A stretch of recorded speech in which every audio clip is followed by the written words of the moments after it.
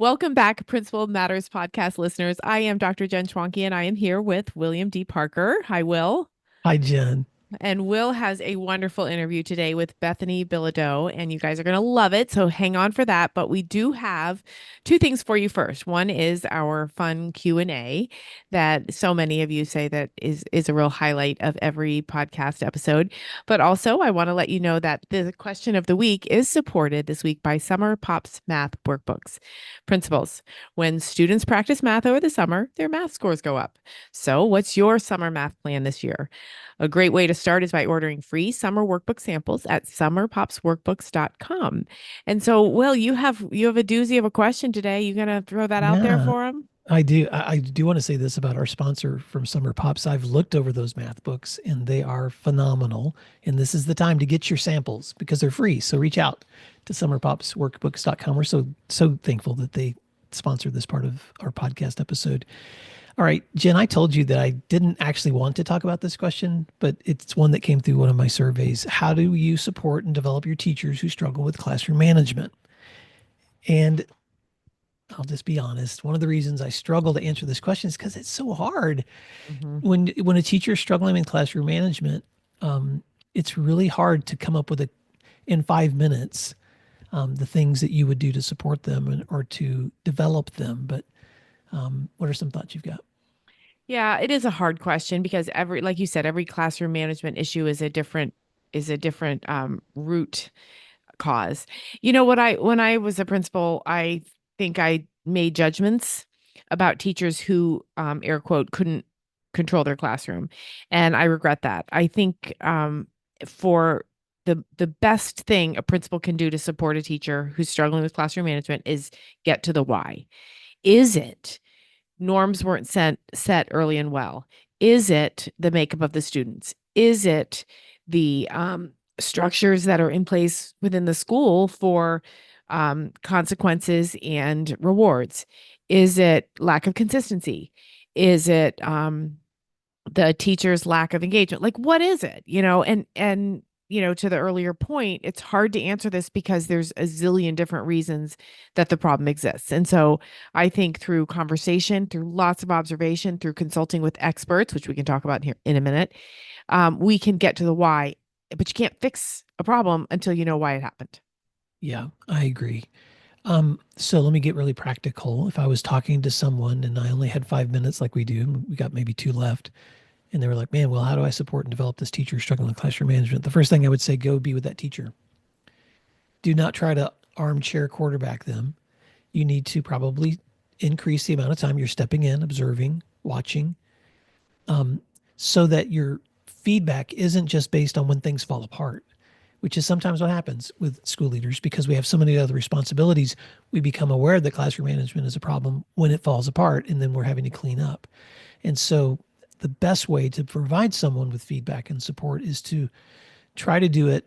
And so I know sometimes kids change behavior when you're there. I understand that, but not being there shouldn't be an option. Well, let me tell you, the most I've tried every which way but Sunday on how to support teachers with classroom management problems. And the best result I ever had, to your point, it wasn't me because the students did act differently and there was a lot of emotion from between the teacher and I. The best result was when I asked a retired teacher to come back and spend 8 weeks as a sub in the classroom. And that teacher was masterful at classroom management. And I gave her enough time and paid her the Mm. money as a sub to really get to know that teacher and the students. And by that point, the teacher knew she had a problem because I had said so and we had talked about it. So she was open to that because she knew that if it didn't get better, we were going to have a different conversation. So she was open to the collaboration. The retired teacher was just glad to help. And we saw fundamental change. And then the next year, when the retired teacher was off golfing or whatever wonderful thing she did as a retired teacher, the problem had been drastically improved. I love that. And so let me give a shameless plug to our friends Erica Bear and Tiffany Burns, who wrote a great book on connecting through conversations. And that book is really it's a handbook to help teachers learn how to de-escalate situations, learn how to resolve conflict, learn how to set up scenarios for success versus just responding. All those little tricks, Jen, that veteran teacher was able to sit down and do for 8 weeks. There are good resources available for learning to do that as well. Anything you want to recommend? No, I do. I haven't read that book yet. I want to. I can't wait to read that because I think it is about communication and working through any barriers that are in place. Well, I will just add one other thought as we're wrapping up. And what I love about what you did was when I was a student teacher, I was with a master English teacher who not only was helping me as an intern, but I remember one day in particular, she said to me when the day ended, Will, I want you to come with me next door. We're going to visit a colleague. She walked over the next door, first year teacher, and she said, Hey, Will and I just wanted to check on you. Tell us how things are going. And she started crying and she was expressing all these concerns. And my friend, her name was Myrna Morton. I'm just going to give her a big plug here. She spent the next half hour doing some super practical things, helping her reorganize her room, rework her seating chart, giving her some practical strategies to try the next day. So you talk about a built-in coach. Here she was right next door, but someone who, so we've got to also harness the strength and the power of our teams to help each other through these processes too, because it's not learned overnight. And especially with younger teachers in particular, a lot of people leave the profession because of that area of classroom management. And so anything that we can do to help is great. Well, Jen, it's hard to do this in 5 minutes. We did it in 7. So thank you for the opportunity to just respond to that question. And Principal Matters listeners, if you have other resources you'd love to recommend, feel free to jump on the post that accompanies this at our website or send Jen and I an email at will@williamdparker.com. Or Jen, how can they reach out to you? They can find me at jenschwanke.com. All right. I hope you enjoyed today's amazing conversation with Bethany Bilodeau. And until next time, thanks for doing what matters. Support for Principal Matters comes from DigiCoach and its walk-through tool. I want you to picture walking through classrooms, observing teachers and students. In just 10 minutes, you'd hope to see good instructional strategies and student learning taking place, or maybe you have questions about something missing from instruction or planning. Instead of taking 30 minutes to write a follow-up email or leaving your teacher feeling unsupported, wouldn't it be great to have an app on your phone or tablet where you could send immediate feedback while also collecting data? Enter DigiCoach, a customizable walkthrough and coaching tool created by school leaders for school leaders with thousands of pre-written, research-based commendations and coaching tips empowering you to provide quick, actionable feedback. DigiCoach is not an evaluative tool. Instead, it is an easy-to-use feedback and coaching tool, an efficient way to store your notes and collect data for improving student outcomes right in your hands. It can be used on iPhone, Android, or tablets and includes speech-to-text functions. Make the most of your walkthroughs with a tool that saves you time and enhances meaningful feedback to your teachers. Go to digicoach.com to learn more, and please tell them Principal Matters recommended you check them out. That's digicoach.com. Hi, friends. Did you know that Principal Matters, the School Leaders Podcast, has been downloaded over 1.5 million times? We are so proud to share conversations, interviews, and resources to support leaders like you who are serving school communities worldwide. And I'd like to invite you to explore our books, our professional development offerings, our Grow Academies, our masterminds, executive coaching, and keynote presentations, because we're here to help you and your teams build schools that you're proud to call home. So here's my question. How are you planning to keep growing in the semester ahead? We're booking events right now for the next 2 years, and we would love to serve you in person or virtually. So visit williamdparker.com and click services, or email me at will@williamdparker.com to connect. I would love to hear from you. Thank you, and I hope you enjoy the rest of today's show. You're listening to Principal Matters, the School Leaders Podcast. Principal Matters Podcast, episode 441.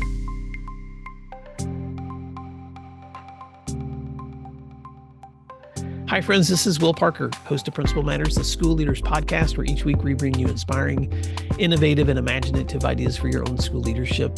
This week, we're going to talk about Ease the Pain, guidance for safety and regulation with my special guest, Dr. Bethany Bilodeau. Dr. Bethany Bilodeau is an expert in human behavior with a doctorate of arts and leadership. And she has a remarkable career that began teaching high school biology in Guam. She has designed innovative programs to help students achieve academic success and holds numerous certifications in behavioral therapies. She's been recognized with multiple awards, including the 2024 Business of the Year in Education and Business Excellence Award for Social Equity. Her upcoming guidebook, Ease the Pain in the Classroom, A Guide for Safety and Regulation, is coming out in 2025. So by the time, Bethany, that listeners hear this episode, that book will be hot and ready. So why don't you fill in the gaps on that intro? Welcome to Principal Matters, and tell listeners something else they may be surprised to know about you. Thank you so much. I'm really honored to be here today, Will. It's such a pleasure to get to spend some time with you and your listeners, and I'm really looking forward to the conversation. Um, as far as I did not have a great educational experience for my first probably 8 years of school, which surprises many people considering my amounts of certifications and educational experience that I have. But I spent most of my elementary childhood hiding in the building. And I would have to go up to the library to work with the Title I department. That was when they first started Title I's. And it was one of those really weird libraries in a very old building built in like the 16 or 1700s where the ceiling was only about 5 feet tall. So the poor teachers would have to duck in there to go in there. And it was creepy, creepy. So I would hide in all sorts of places in the building and then just go back to class eventually. And they thought I had gone up for my services and everything else. So, and did that pretty much the whole way through elementary and had some challenges through middle school as well. And had a personal family tragedy that ended up turning me really around and saying, I've got to figure out a way to make this work. I had some learning disabilities myself. I had some other challenges, but I said, I've got to figure out how to make this work. And I had watched myself struggle and my brother struggle, and I just really felt strongly that I didn't want to see other kids struggle. And I was a foster parent for years and years and have several adopted children, and feel very strongly that kids deserve the opportunity to be successful. Teachers deserve the opportunity to be successful, and so do administrators, and so do families. So thank you for that background, Bethany. And there's so much I would love to dig into that we won't have time to, but I'm just, because I'm so curious. I know that you're geographically in New Hampshire, Yes. taught school in Guam. Yeah. Where were you as a child with buildings that were so old? I was in New Hampshire still, in this building. It was interesting because my great-great-grandfather had gone to the same school that I had gone to in New Hampshire. And it was one of the oldest buildings in New Hampshire. And it's still a school. It's now a charter school. But it was just this interesting, very old building with nooks and crannies everywhere. Not to Wow. mention the fact that my first grade teacher actually passed away. My second grade teacher got a divorce and moved in the middle of the year. My third grade teacher got into a car accident where she was out of almost the rest of the year for probably 6 months, and it was really significant. And when I got to fourth grade, I said, I'm really sorry. Something bad is going to happen to you. Oh my Teacher gosh. was like, no, I promise, Bethany, nothing bad will happen. Okay, I'm just going to say straight up that your life sounds like it. My brother always says that truth is crazier than fiction. It could be a book, and I'm already it is, yeah, it is a book. And so I'm already like picturing myself in that setting with the 5 foot ceiling. Is like, this is like an amazing setting for any kind of story. That was probably my favorite part of the book to write, was that primary thing. And people who've read it, even people who know me very well, are like, I never in a million years would have thought that was what happened. Well, let's stay here for just a moment, because your personal traumas and experiences and challenges as a child, and then your care for children as a foster parent and an adopting parent, have also motivated you for the work you're doing now. So talk about what that work looks like. Because I've obviously had the privilege to meet you before this conversation, but I want listeners to really understand what does Bethany Bilodeau do in really helping guide safety and regulation for some of our most challenging kids. So we provide behavioral supports to school districts for students who are significantly disruptive. honestly, what that really means is kids who are extremely aggressive, we end up with. So the student that shuts down and isn't communicating, we sometimes get that student, but we're getting the students that are getting kicked out of class, kicked out of school, kicked out of placement facilities. Those are the students that come to us. And for educators, they know them as the tier threes and beyond. Typically, once they move to tier one, tier two, they're no longer on our caseload. We serve primarily that population. We reintegrate them into the general education setting, typically within 3 months. We run large programs in school districts, and we have like a 92% success rate. I ran the data yesterday for something that I needed to know, so which is significant. So we don't typically stay with kids we're not in schools for long term. We're there for, a year, maybe a year and a half. Once all their tier three kids are off of our caseload, we're back out of that school and into another school that needs us. Now, I know that in addition to your book, you have a behavior boot camp for people who maybe can't access you in person, but want to access your content online. So I want to park here for a little bit because as I've explored your work, I know that you talk about for helping educators work with challenging students. You talk about things like establishing trust, mirroring, labeling, illusions of control. So take us, teacher Bethany Bilodeau, take us for a little bit into some of the strategies that have been the most helpful for you as you're working with educators who are also working with the most challenging students. Yeah, so I've been super, super fortunate where we've been able to, as a team, work with some of the most prominent body language experts and facial action reading experts in the nation. So we've been very lucky where they've spent significant amounts of time, sometimes 6 months to more than a year, working with us on a weekly basis so that we can really read body language and determine how we need to gauge ourselves in order to interact with that student. So much so that even with the mirroring and with labeling, I can walk into a school, be signing in, and they'll say, Bethany, there's a kid having a crisis in the kindergarten, first grade hall. And I'll walk down, there's 3 staff, the kid's having a meltdown. They'll look at me and say, we're on hour 2. And I'll say, okay, I got it. And they'll walk away and within seconds can turn that kid around. Does face change help? Absolutely. But it's really about how I stand, how I interact. I'm able to present empathy and confidence just through my body features, which is significant at helping kids gain trust very, very quickly. And it's the same when I work in a classroom. If I walk into a classroom and I'm working with a group of students, or I'm walking into a cafeteria and need to get things under control, we can do that very fast just off of some simple body language techniques. So some things that people might find helpful is if the thumbs are pointed up or lifted up, that actually conveys confidence to the person they're interacting with.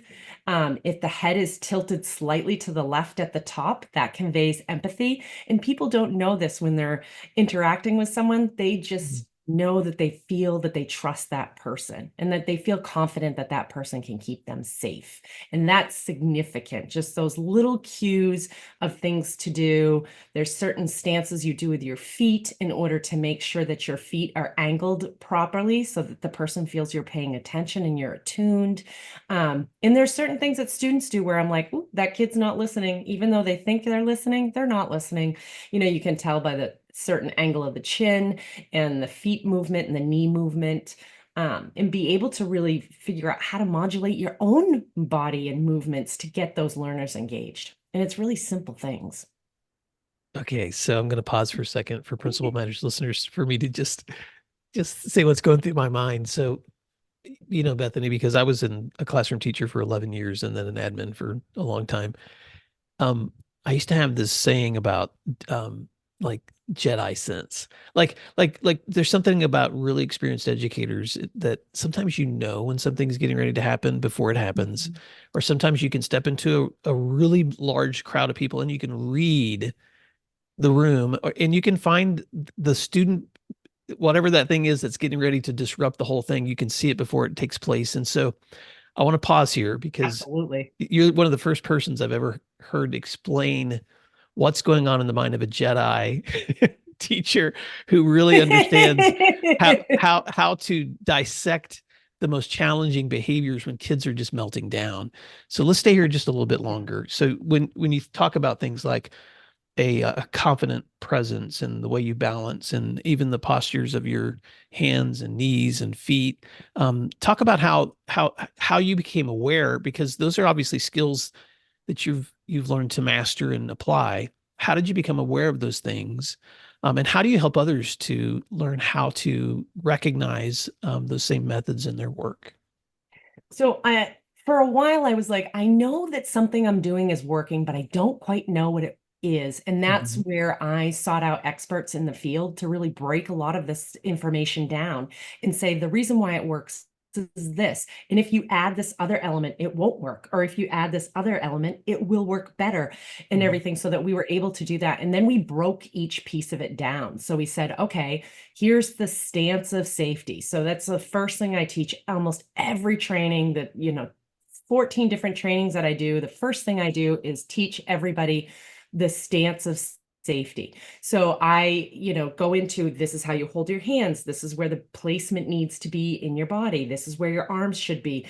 This is how your chin should be angled. This is how your head should be angled. This is what your eyes need to look like. If Mhm. you can see these things below the eyes, if you see the white below the eyes, then you know that the child is very frightened.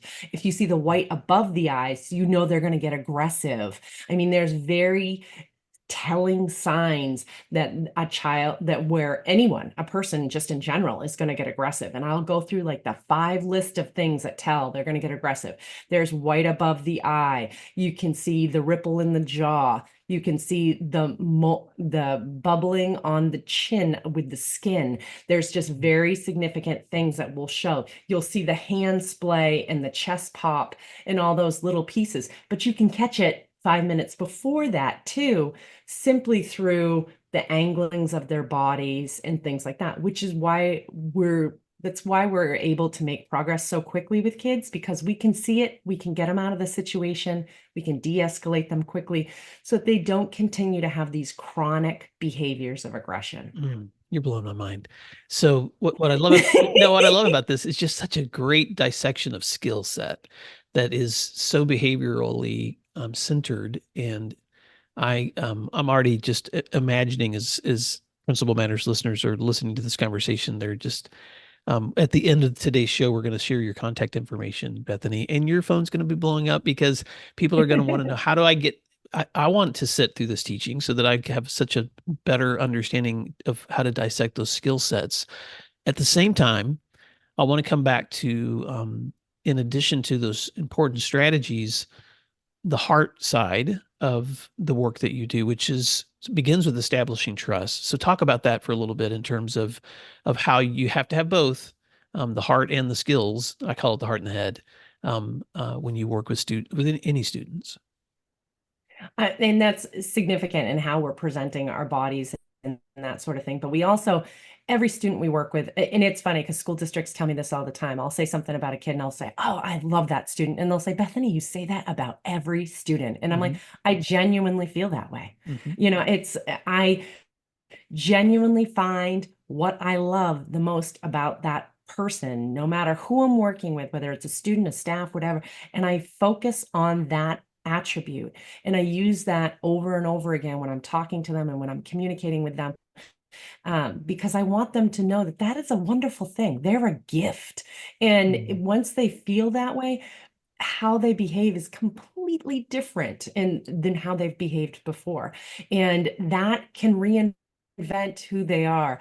And it can head so many other things off on the pass. I mean, I go into a lot of other aspects because I'm very concerned about the amount of stress that educators are under and that students are under.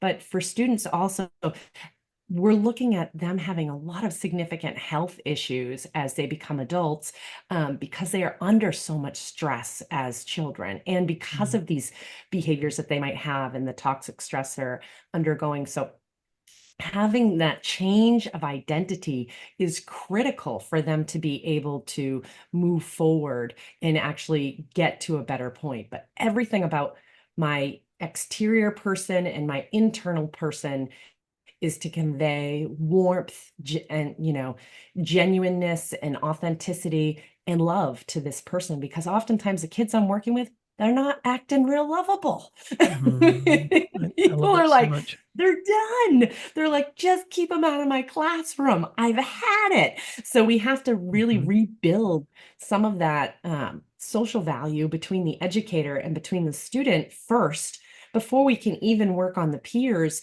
so that the teacher can actually help integrate them into the fold and really get them to be a part of their community, and help to execute that. And that's tough sometimes. If they've been harmed physically or emotionally by the students, sometimes they feel like, I don't know if I want to go there.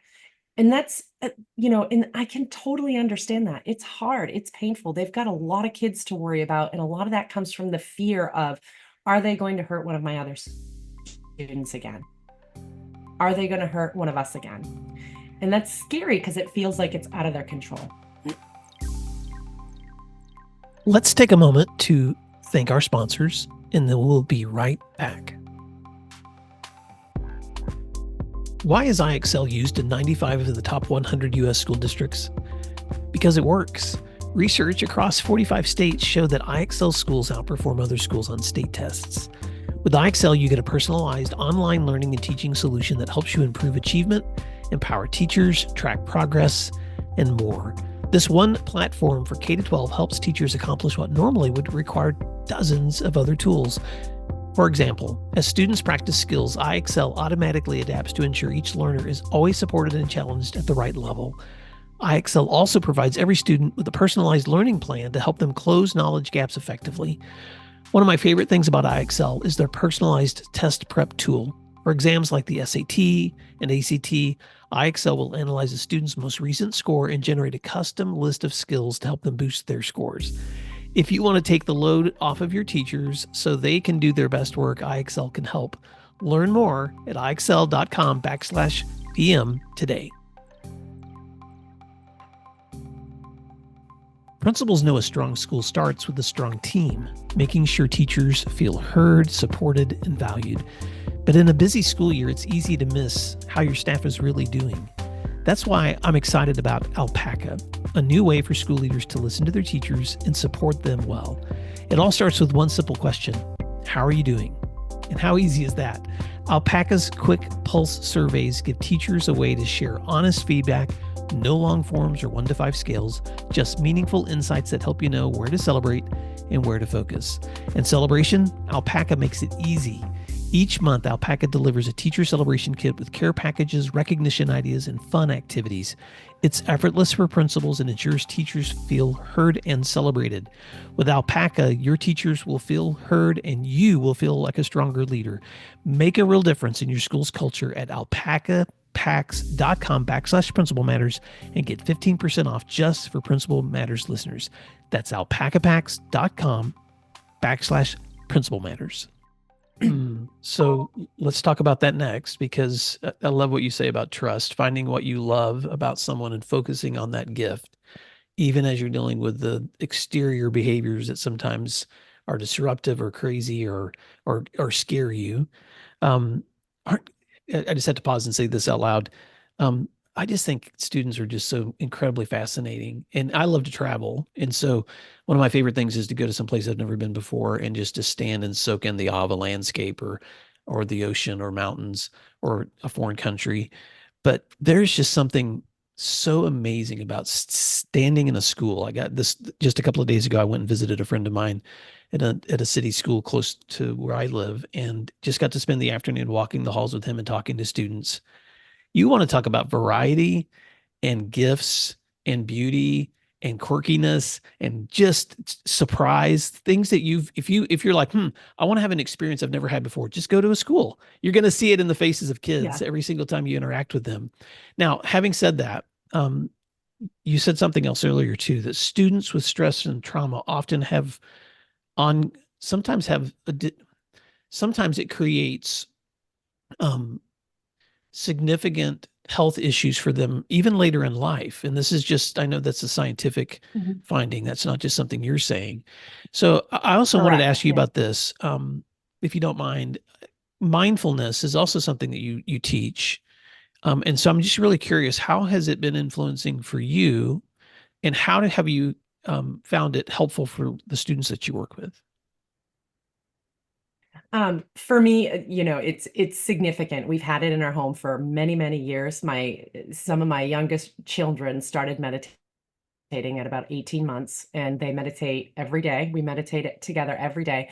And, the students will tell me, and this isn't the first skill we teach. This is after we've gotten them to a point of safety and regulation. But, the students, the first time I'll bring it up or something, they'll be like, F that, Dr. B. There's no way I'm doing that stuff. But we sneak it in. We sneak a lot of stuff in. Mm-hmm. So we'll do I'll stand near them and I'll audibly breathe, doing diaphragmatic breathing with an extended exhale and everything like that. And I'll do that. And then I'll say, oh, I wonder how many light fixtures are in this room. Mm-hmm. And they'll start counting and I'll be like, oh, I forgot already. And they'll keep counting and then they'll tell me, oh, there's 12. And I'm like, oh, really? There's 12. That's great. So, and we just sneak it in at the beginning, and then we transition into meditation over time. And then the surliest of kids that were angry and aggressive and verbally aggressive, I'll walk in and be like, oh, we meditating today? And they'll say, I'm hoping I got a meeting. Let me see if we can squeeze it in. Come on, Dr. B, we need our meditation. And I'm like, you got it, buddy. You should be leading it. You have a place in your online course where you give like 10 tips for mindfulness. So talk about, and you don't have to share all of them, but just talk about some of the things that are like helpful takeaways for people that may not have a practice of mindfulness that might be interested in seeing how it could help them or help kids. I think keeping in mind that it doesn't have to be something big. It can Mm-hmm. be something as small as a minute or 2 minutes or 3 minutes. And for many, that's as long as they can tolerate at the beginning. And that's okay. And it's just single tasking. Start with single tasking. So doing one thing at a time. So get yourself into a proper breathing technique. And what I mean by that is that many of us breathe in the upper part of our rib cage and we breathe pretty rapidly. So try to take a deep breath where the lower part of your stomach is actually going in and going out, and your exhale is longer than your inhale. That helps to push your body into the parasympathetic. Once you're there, just do one thing, just focus on one thing. So it could be something as simple as filling the dog water bowl, or I'm writing out the daily practice of what we're going to be doing today in my classroom, or we are taking down all the chairs, whatever it may be. Try to focus on just that and not get into all the other stuff in our heads, because we're really good at bringing up where problems kind of keep occurring in our lives. And we run through those over and over and over again. And we do that to try to find solutions. But unfortunately, if you're analyzing those problems when you're already stressed, you're not going to come up with a solution. You're just causing your body more stress. So you have to analyze them when your body is calm. I was a writing teacher, so you're just reminding me sometimes of the practices of close observation, being aware of your senses, asking kids to use their imaginations. And so it's so interesting how those practices can translate across curriculums. I mean, there's so many ways you can Everywhere. work these Yeah. practices into the activities you're already doing with students, and they may not recognize it. It's lowering the emotional temperature, that it's helping them regulate, it's helping them feel comfortable. Um, Sorry to, I said this earlier, but we're analyzing those Jedi powers that teachers often have that they don't know how to dissect. Now, I want to ask you this because I want to respect your time, and I know that in my audience we have aspiring leaders, um, newer leaders, but some veteran leaders, some seasoned leaders. I've had a lot of listeners, though, when they reach out to me, they often are talking about feedback for change, something they're stepping into that may be new, or maybe it's just a new season, because you know that the beautiful thing about school is we're always stepping into new seasons. So I'm just curious, And I love as that. but as a veteran educator and leader, especially doing the kind of work you're doing, I'm just curious, what advice would you give someone who's stepping into a new season of change or challenge? I think the biggest thing is that you have to feel safe. You have to feel safe and be regulated before you're willing to take that risk.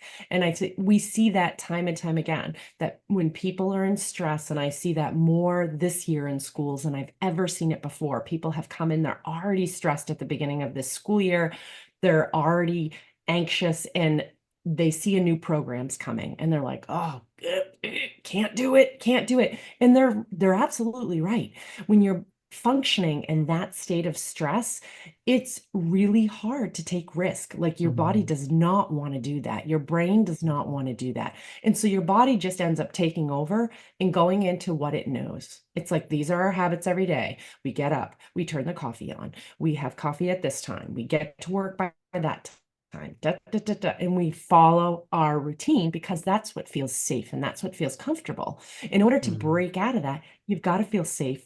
You've got to be regulated enough to be willing to take those risks and then want to take those risks. I am someone who I've been told that I really like to take risk. It's something that I really get jazzed about. I enjoy seeing something new, learning something new, experiencing something new.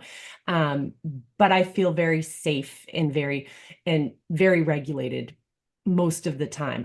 My stress tolerance level is very high. So, even things like I walked into a school the other day and I went into one of the programs, and one of the students, a high school student, said, "This is what I want to work for. I'm going to do schoolwork, but then I want to be able to have 10 minutes of listening to the specific sound." And I said, "Okay, what sound is it?" And she said, "I want to be able to listen to the sound of stomachs gurgling." And I was like, "I've never heard that one before. Why?" And she said, "I just really love it." And I was like, I was like, "You back up. You've got to put on the sounds for me." And she's like, "Hold on, let me finish this math assignment and then I'll put it on." So she finishes the math assignment. She puts it on. And I was like, "Well, that makes me have to go to the bathroom." That's the purpose of listening to this. But she was like, "I just love it, Dr. B." And I was like, "You've given me a new one today, girl. Thank you for that, because I've never had a student before tell me that they wanted to listen to the That's sound of so stomachs funny. gurgling." I didn't know that was a thing. Now I do. So you said two things. No, I'm going to One, have to do some research on it. yeah. So you said two things that I want to circle back to. That there's just so much wisdom. One is, and this is so funny because to me these are two sides of the same coin. One is, in order to be able to take on a new challenge, you first have to feel safe and regulated. That's thing one you said, and then thing two you said is in order to grow, you have to be willing to embrace change and risk. And so, isn't that interesting that both of those are true at the same time? So I'm going to speak directly to my listeners, Principal Matters listeners, as you, especially in the school setting. Um, the most important thing you can do for your teachers and your students and your community members is to create a place where when everyone steps in, they know that it's safe. They know what to expect. They understand the ground rules. This is not a place that's scary. This is a place where we all already anticipate what's going to happen today and where we're going to be and what the boundaries are for where we are. Yet at the same time, with that place of safety, now there's permission for curiosity and discovery and risk taking and challenge and the things that make students grow and learn. We just described a beautiful classroom settings, what we just described. And now how do you do that campus wide? So the thing that works for a child is the same thing that works for a classroom, is the same thing that works for a campus, is the same thing that works for a community. And so to bring this full circle, Dr. Bilodeau, your mission is to ease the pain for educators that are trying to do this. So as we wrap up, I just want to know, how can our listeners stay connected with you, and what other parting words of advice would you give as they are trying to figure out how to ease the pain while they move towards safety and regulation? I would say for the chronic offenders too, for those students that, and I know for administrators, this takes up 90% of their time. And for teachers too, that takes up 90% of their energy that they're working with those particular students. And they're doing the same behaviors over and over and over again. So if you want to break that cycle, if you want for things to change, then a huge part of that is that when you deliver that consequence and when you deliver whatever has to be done because of the protocols and everything else, that you're telling the child also, and we'll see you back. And we are looking forward to your return. And then when they come back, they've got to be received. They have to be received with empathy and care. Because if they're not, you're going to see that behavior demonstrated again very quickly. So, of course, there's lots of other components to changing those behaviors, but that I think is the most vital as far as getting them on track. If that student comes back in and there's kind of no one to connect with them, and it doesn't even matter what age group they are, there's no one to connect with them, they feel very unstable and unsettled. They feel very unsafe, they're unregulated, and you're going to have another incident very quickly. And it doesn't matter if they've been out on a suspension or they've been out for a period of time from an illness or something else. It will, unfortunately, it will repeat itself. So having that empathy and making sure that there's a receiving system to get that student back in and connected and feeling welcome is just, I think, vital to breaking that chronic behavior that's going That's such on. great advice. What I love about that advice, and it's, and I've seen this confirmed in practice because I know a lot of leaders who require reentry meetings for any student that's been exited out just for that very reason, which is Yeah. welcome back. We want you here. What concerns or fears do you have? Let's answer any questions that you have, because then you're setting them up for success versus placing them right back into a place where they don't feel safe, they don't feel regulated, they don't feel ready. And so we can save ourselves a lot of time in preventing behaviors by those kinds of actions too. How can listeners stay connected with you and your resources if they want to learn more or if they want to read your new book? The easiest way to get a hold of us is at thebehaviorbootcamp.com. Or you can find us online at most social media platforms at the Behavior Bootcamp as well. Well, we will put that in the show notes. And Dr. Bethany Bilodeau, thank you for your commitment to loving kids and to helping schools across the world. And Principal Matters listeners, you can find out more about her work and the Behavior Bootcamp in the show notes. But until next time, thank you for doing what matters. We'll talk to you again soon. Thank you so much for having me. It was so much fun. Thank you for listening to today's episode of Principal Matters, the School Leaders Podcast. If you enjoyed the show, would you take a moment and like, share, subscribe, or leave us a review? In fact, if you share it out with a friend, even more people can become a part of these conversations. Sign up for our newsletter at williamdparker.com for even more free resources. And don't forget to check out our website to learn more about our books, professional development offerings, Grow Academies, masterminds, executive coaching, and keynote presentations. Wow, let's keep learning together. And thank you for doing what matters. Principal Matters.